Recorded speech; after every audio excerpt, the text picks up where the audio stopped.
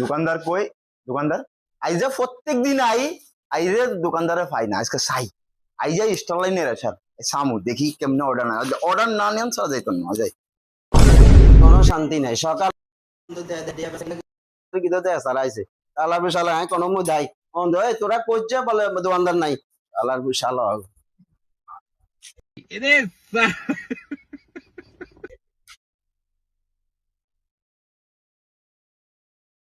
আইলো না, কই গেল সাই এনে লুকাইছে না কি আমি বুঝতাম পারি না। সাই একটু সাই দেখি এদিক দিয়ে লুকাইছে কিনা।